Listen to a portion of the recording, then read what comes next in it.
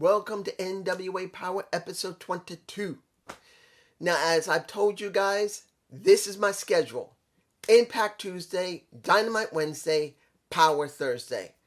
I gotta make sure I keep my sanity, guys, because if I'm still gonna do a Gump report maybe once or twice a week, because I don't know if I'm gonna do one tomorrow. Because I do one on Monday, and I do one on maybe Thursday or Friday. I think I may do it Fridays. Either Wednesday. You see, this is the reason why I don't want to do too many shows at once. I don't want to do a dump. This gets me a little anxiety. I'm sorry. I do a Gump report Monday. I do Impact Tuesday. Then Wednesday, I'm supposed to do not only Dynamite, but NWA Power. And then Thursday or Friday, I do another Gump report. Maybe? No. This is how you burn yourself out. Yeah, it gives you content, and maybe people will like you enough to like and subscribe like most people. I can't do that. I gotta work within my own sanity. And not that I don't like people seeing me. I'm hoping I give somebody some enjoyment or some information. But I gotta keep my sanity. I have depression and anxiety. I have to be careful. So what do we get in this show of episode 22? The beginnings of building what they lost. Because let's be honest, it's been over a year or near a year since NWA Power has been off the air. They did Carneyland. They did the moment with Aldous, I believe. They had the Eli Drake show. They had stuff that tried to fill in for Power because they couldn't film. So we get now NWA Power back. And they try to pick up where they left off on most things. The opening of the show. Let's go through the bits of what makes the show what it is. The production value, who's there, who's not there. We do not have Marquez. He's not there. We got Davis. We still have Joe Gillen. We got now Tim Storm still on commentary, which honestly, even though Austin Idol is working with Tyrus, and I'll get to him in a few minutes. I'd rather see him on commentary than Tim Storm. Not saying Tim isn't good on the mic, but if you're going to have Tim Storm there, wouldn't it be better to have Austin Idol there? I think Austin Idol is much more charismatic. Instead of Austin Idol, unless he does sometimes once in a while, we got Velvet Sky on commentary. Now, being the woman of Bully Ray in real life, she did not get his gift for talking. Let's be honest here. I love me Velvet Sky. It's not just because she's like, even at her age. She's in her 30s now. She's gorgeous. She's a dream for most men. Well outside my means. But here's the thing. Velvet Sky could talk when she's on the mic, wrestling. But Velvet Sky on commentary feels flat. Now, mind you, I don't think she's ever done commentary like this before. Not that she hasn't done commentary, sit at a table with Mike Tenay or maybe Josh Matthews and has done it once in a while. This is something she may have to do all the damn time. So I don't think she's used to it.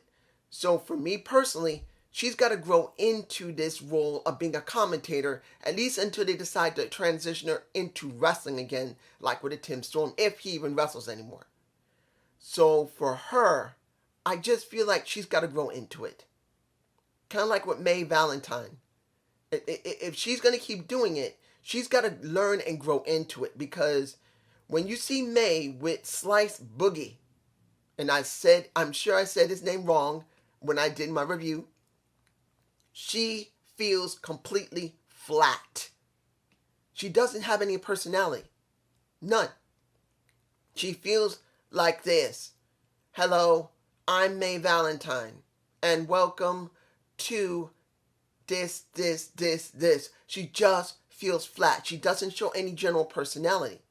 Now, she may have one, easily. She could be the most charismatic person that could ever be known in front of a crowd, or in the back, or maybe even the ring. But when you stand there like this, like me, in front of a camera, and you're like this, you lose everything that you gained in all those other areas.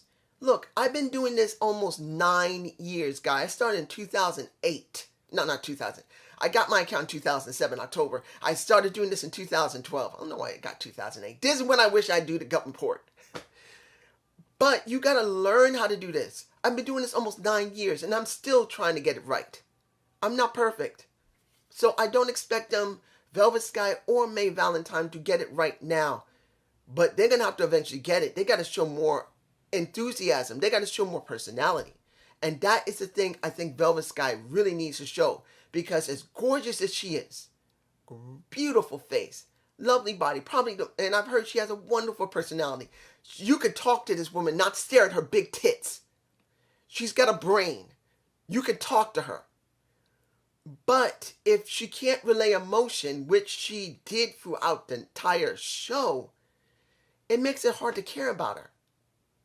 And she got a great set of tits. Sorry, guys. Okay. We got a triple threat. The reason I'm bringing up this triple threat now, because I think I should do it, because we got Matt Cross, we had Roser, which is Darren Young, and we got Rocket. I'm not going to say his name, his first name, I forgot it. And Darren Young's new name of Roser, I forgot that too. It's going to take me time because I have not seen Darren Young for 4 years easily. I'm surprised I even remembered him with that damn fro and mustache. And I'm kind of, you know what? I kind of hope he still is in contact with Bob Backlund, Mr. Bob Backlund. Because the way they work together, it's like, I have this strange feeling in real life, they're actual friends. So I'm hoping he's still interacting with that guy. Because Bob Backlund was always known to be a nice guy. And he has a great amount of knowledge that he could pass on to like a person of Darren Young. Even after 20 years, he can still help him if Darren Young's been doing it for 20 years. I think he's been doing it easily over 15, 10 to 15 easily. Was this a good match? Yeah. The two that really caught my eye was Matt Cross and Roser. Rocket, no. I don't know if he's been in there for a while or not. He just didn't feel like something. Maybe it's because this is the first time I'm seeing him. Because it is. And if I've saw him before, I don't remember. So, Cross and Roser just gave the most character to me. The way they spoke, what briefly speaking they did in the ring, and during the match. And it's Roser who won.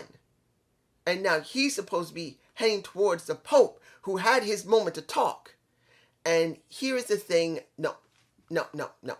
I'm not going to talk about the problems. I'm just going to talk about how the show went. That comes last. The Pope spoke. He spoke well. He spoke about how he was not happy about what happened with him and Larina going to a draw. But he is happy, and it makes me very happy to hear the 7 is still going on. So 7 wins. You go after the 10 pounds of gold. The sweet Charlotte, who you want to just marry, love, kiss. But be careful because, well, she's 10 pounds of gold. She will squish your face in a way you won't like. But this is good. It's all right. The segment was fine with the Pope. I liked it. Now, opening of the show, and I'm going out of order. We got Strictly Business with Latimer, his woman Camille, and the Nick Aldis. The other guy is not there, unfortunately. He's not there. Either he's sick or hurt or he's gone from the company. My guess is he's gone from the company. He moved on to either AEW or somewhere else because of what's been going on since last year. It was made very clear that this is Strictly Business. We are still here. Unfortunately, we did not get what we want for one of our people, but the other one's going to get some because Camille has a #1 contendership. You got the other who had the draw, but it doesn't mean he shouldn't be champ because he should be, because he should have won because of the time limit, which I said myself, they should not have a time limit anymore. It should be rescinded, and they should have regular matches, but the 7 matches for the TB champion should stick because that's like option C, and I think it really goes well for NWA. That's just me. But he makes it very clear, we're not gone. We're here. We're still good. And you're going to see us get all gold. The Camille is going to get gold. The Latimer is going to get gold. And Strictly Business is going to be doing business.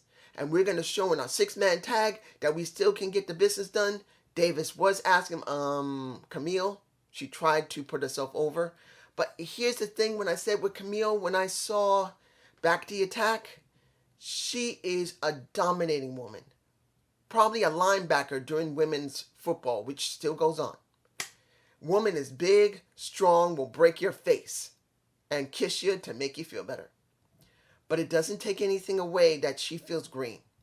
When she's in a ring, she's a bit stiff. And when she talks, she doesn't feel as animated. She needs work. But it doesn't mean she can't get somewhere. And I can see that she will eventually get somewhere. Now, Camille had a match against Alex Garcia. I believe that's her name. Garcia. I think that's her name. I'm bad with names, so sue me. She was brought in by Thunder Rosa as the commentator team tried to put over. It was a bit of a brutal match, which kind of goes with what I said about Camille being stiff and not very animated unless it's certain situations. Now, you could say that's her. But like I said, when it comes to Camille, she feels stiff. And she got Garcia's nose bloodied. That, no lie. The picture's in my face, even though it is a bit blurry. Camille won, which I wasn't surprised. She is the number one contender for Deep's title. It has to be. This way it's supposed to be. Now that filters over to Thunder Rosa. Thunder Rosa had her moment. She comes out, talks to Davis. I'm so bad with names. I wish Sean Mooney was there. I miss Sean Mooney. Let him be not just maybe on commentator, but also if you're going to replace Tim Storm. You see, I'm thinking about the Storm brothers. You need the Eye of the Storm, baby. You need Tim Storm with James Storm. The Eye of the Storm, like I said, that's where it should have been. And they never got that moment. The Storm brothers are together again. That's what I wanted. But anyway, you got Thunder Rosa putting herself over, but she's not happy about what went down with Camille. But she's proud of what she did in the ring with her, and she's proud of what happened with Britt Baker. Basically, she didn't really mention AEW all in the most, but it was all right. And then someone came out that I didn't expect. I didn't expect this. Because the rumors, unless this is pre-recorded before she left to go to WWE, she's in my face. Melina is still, at least at this recording, an AEW, not in AEW, not in WWE, but NWA Power. Now, if she is there, all the rumors about her going to WWE are not founded. But we don't know this because she could have taped these months ahead of time without anyone realizing it, and then they start showing them. So it's hard to say. But she comes out and she says, I'm proud of you. You've done incredible work. But I know how things can be hard. I know how things can bring you down. And at any time, if you need help, I'm there for you. Davis is saying, oh, that's real nice.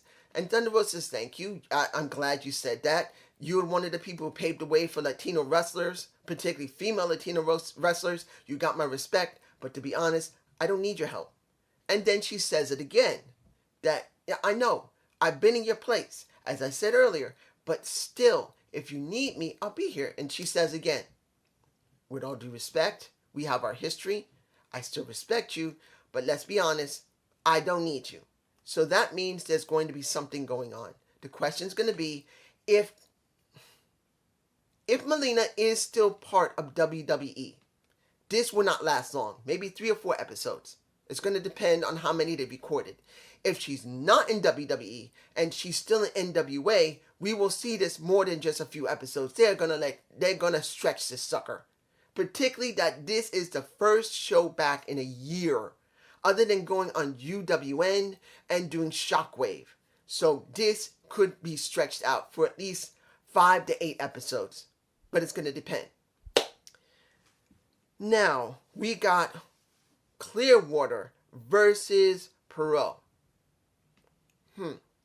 When I looked at the match with him at Back to the Attack, Clearwater looked interesting. He was from New Japan Pro Wrestling, from what I understand, they say, I think. So his style is from New Japan, which is not a bad thing. Every company should have one New Japan Pro Wrestler or former wrestler there, which helps with the dynamic of showing what Japanese strong style wrestling is. Like, I want to see not just Japanese strong style, I want to see European strong style as well. It helps to give a balance of different perspectives of wrestling. It does, let's be honest. I don't know how to feel about powerrr. Not that he's bad. He's not. But I don't know what it is. There's something about it that's missing. Now, he's come back. He's been gone for a while and he's come back. But it feels like there's something missing.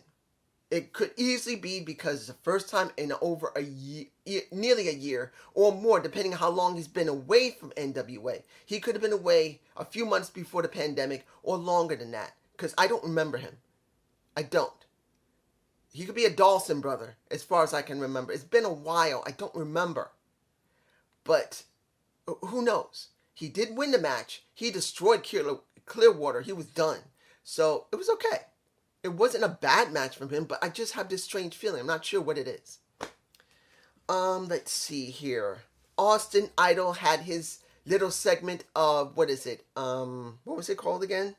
The Universal Wrestling College. Now, whether it's real or not, I don't care. Seeing these little segments like they used to do before was so damn entertaining. Now, mind you, I don't know if it's going to be great or not, but this is what we got. And that leads me into what happened with the Pope, him, and Tyrus, because now he is working with Tyrus. Honestly, I don't want to see Austin Idol work with Tyrus. Look, I told you guys. Tyrus didn't look good in the ring. He went up against Kronos, who I'll talk about at the end of this, because there's very little left to talk about. But he went up against Kronos, and he looked bad. Not because he's as gray as me. He could be in his late 40s or early 40s. Don't make no difference. It's not about how gray he was. It's about how he went in the ring. And he looked really ring rusty. He looked like he tanked. He didn't look like he'd been practicing. He just didn't look good. Period. He didn't look good. Now I'm hoping working with NWA and getting back into shape, he will look okay, because they are going to be doing tapings in batches. Unless they're going to be live, they're going to be doing batches of taping. So I'm hoping in between each set of tapings, the guy goes like, dude, someone says, dude, you look great, but you're not that great. You look like you tank a bit. Please, get in some shape. And he gets in a little bit of shape. I'm not expecting him to get abs of steel. I can't get abs of steel. Not because I'm 50 years old, because my leg is screwed up. I can't move it. But I'm at least expecting him to at least get in some good ring shape that he doesn't look like he tanks and go, The guy is over 6 foot, 6'6", 6'5", and he's over 380. He's got to stay in shape or he'll burn himself out. But that's just me. Now, the final match. If I'm forgetting anything, I'm sorry. You got Strictly Business and Chris Adonis, who took Trevor Murdoch out.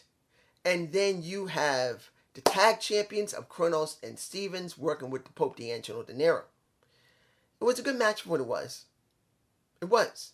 You saw Stevens do the majority of the match, and Kronos getting angry as hell that his partner getting his butt whooped. By the time it was the end of it, you got Kronos getting out of the ring, going to get a chair, jumping back into the ring, ready to nail in the face, I believe, Tom Latimer. But it's basically, was it Latimer or was it Chris Adonis? I can't remember which one. I think it might have been Adonis or Latimer. But it could have been Adonis. And he grabs that chair from him when he's about to swing it, when the ref wasn't looking, and then he gets pinned. And at this moment, you got dissension between the tag champions, where you got Latimer. No, not Latimer. I'm sorry. I'm thinking about Latimer because I want to see him do something. Really want to see him be something. The brand that I saw in Impact. But you got Stevens dealing with a Kronos. Stevens, who turned because of what happened to Joseph Hudson, the former question mark. They made him face now. He's a face. He is. He's a flat out face. And this goes along with what happened with Joseph Hudson and his passing and how much he really, and probably real life, motivated him to care about wrestling again because he was ready to quit. And then you got Kronos, who's a heel and his partner was a heel, and now he's not a heel, and he's pissed off because his partner's no longer a heel. That is what you get. This was episode 22 of NWA Power. Was it bad? No. If you look at the stories, you look at what happened with Austin Idol and his promo segment of the Universal Wrestling College, the commentators need to work because Tim Storm does not feel like he's really a commentator. He feels like a wrestler trying to be a commentator. Velvet Sky, who is a wrestler or former wrestler who's trying to learn how to be a commentator, and Galling, who's trying to make it work between the two, and the matches themselves were not bad. This is what you get separate from production, and I'm making it very clear. Now, look at these shots right here. I got like 7 to 8 shots. This is what you get with production. It sucks. First thing, when it came to the interviews with Davis, sound was reverberating. It was horrid for him talking to the Pope and himself, for him talking to Thunder Rosa, for him talking to Melina. It kind of straightened out a little bit with Melina, but it was bad. The audio was fucking bad. Bullshit. I'm sorry. You have to pay $4.99 to see this shit. And I'm not against any of the wrestlers there. It's not their fault. Corgan is in charge. Whoever he put in production to replace the one that left is responsible for what's going on. Didn't they test their stuff out? And I know. Many people say, well, something could happen on set. Yes. Yes, and that can happen. But audio wasn't great at Back at the Attack either. So, I'm sorry. Kiss my ass. Not to you guys, but for them. At NWA, who's running production, kiss my ass. I still respect them because some of them could have been in the business for more than 20 years, but still kiss my ass because sound was bad. The second, that made no freaking sense. Here's a shot. You see the cameraman in the background. He's showing. You can see him. If I have to, I'll zoom in. You can see the guy over one person's shoulder. Can't remember who. It's at the, I think it was Stevens, or it could have been Chris Adonis. I can't remember. But you see the guy on the floor. He is doing a hand camera. But guess what? They had 5 cameras there. 5. You got the guys who at ringside who did the hand cameras. Had them on their shoulders with the headphones in their ears. You got the hard camera that's looking at the entire ring. And then for some stupid fucking reason, you have 2 other cameras that were running. Not the one that would be switched around to do the interview. That had already been done. The interviews are done. So those 2 other cameras were running and we never saw anything out of them. Why? The old NWA Power used those cameras. Those cameras were at the same fucking height as the ring. And you could see everything. You didn't have to, and I believe I have a shot of you see the Pope having to punch someone on the second top turnbuckle and you're looking up at them. Why? What happened to those cameras that's on tripods? Why were they not used? Does that mean people from Europe get better camera work than people in America? Does that mean people from Canada or Mexico get better options to see the show through those tripod cameras than we do? What the fuck? Or the reverse. If we got the better cameras, but where I saw it online, because I can't afford Fight TV. I'm sorry. I'm on disability. I have a fixed budget. $5 a month could be transportation somewhere or maybe a lunch. So I can't do that. So I got to go with what I got. But even if I paid $5 a month, which I honestly would rather pay if I could afford it, if I was still working, I wouldn't mind paying $5 a month to see NWA or Impact Wrestling. But if they're going to be like this, you got 5 cameras on the floor, 1 hard camera, 2 hand cameras, and 2 on tripods, and you're not using the tripods for what reason? For whatever's being fed? to either the recordings? What the fuck is that?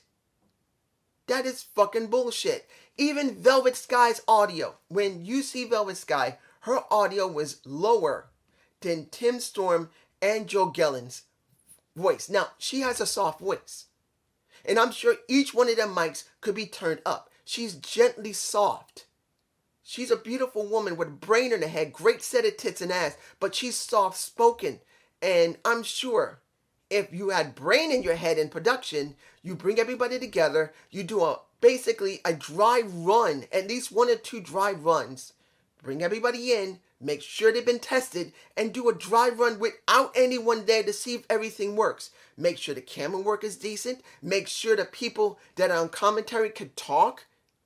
If they didn't do none of that shit, like most places, even on television, would do a dry run or 2 to make sure everything works, and they're in the same venue. If this was WWE, understand, if this is WWE when they were still traveling, you could understand if audio would kick out, because they just set up there. They got 20 trucks that they have to literally transform a venue into what they can use. But you're in Hotlanta. You're in the, what was it, the BGF, or I can't remember, the BFG Studios, I believe that's what it's called, because I forgot the name of the damn thing. I'm angry. You got no damn excuses. Whoever runs the production, fuck you. And also, thank you for your service. As someone who does production in professional wrestling, I still gotta respect you, even though I think you did a damn worse job than most people in different companies. Because, I'm saying this, I'm gonna still do NWA Power, guys. As long as I can see it, I'm gonna review it, including the pay-per-views. But as I said in my Back to the Attack review, as well as this, as well as Dynamite. Look at Dynamite. It doesn't make a difference if you like Dynamite a lot. Or not a lot. You see I'm angry. I'm botching my words.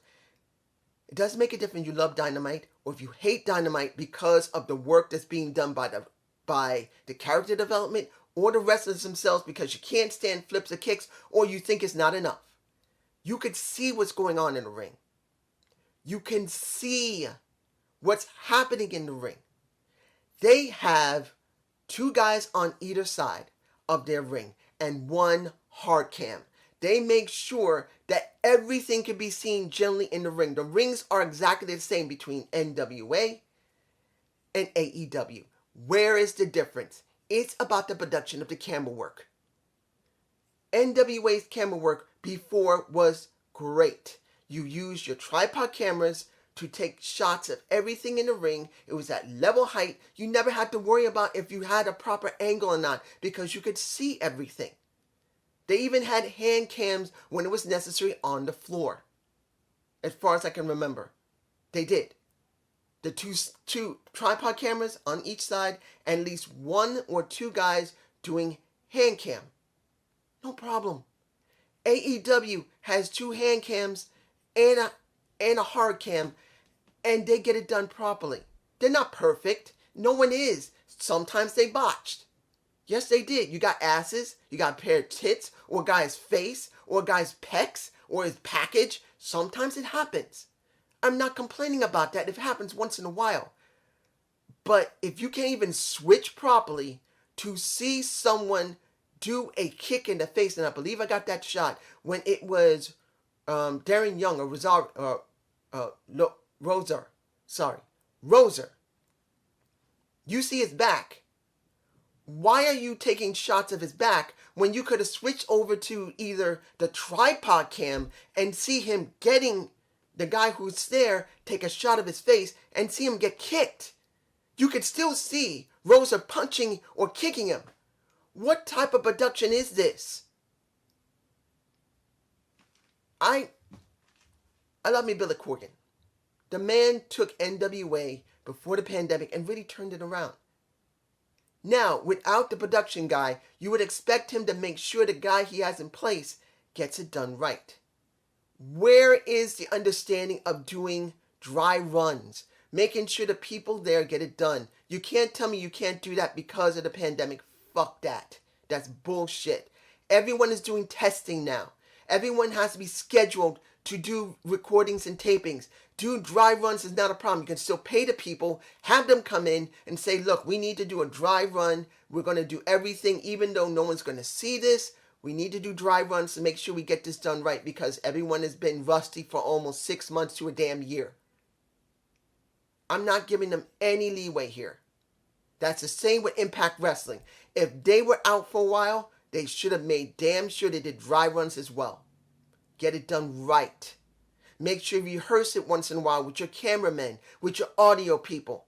Make sure that the people running around in the ring can be seen, because the production truck or the production needs to be done. Flat out. I just ranted. I have been exorcised by my demon.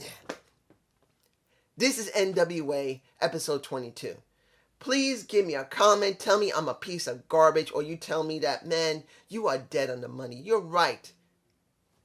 Tell me how you feel. I might do I don't know if I'm going to do a dump.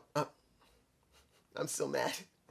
I don't know if I'm going to do a Gump report today. Well, not today. Tomorrow, and upload it. I don't know yet. I'm going to find out. I got to go to my doctor today. I'm actually in a lot of pain right now. The weather's been playing havoc on my back. Because of the hip problem, I have back problems. So I'm actually in kind of a lot of pain right now. So I don't know if I'll do a Gump report. I'm hoping I will. But if I don't, wait until next week until I put one up. Peace.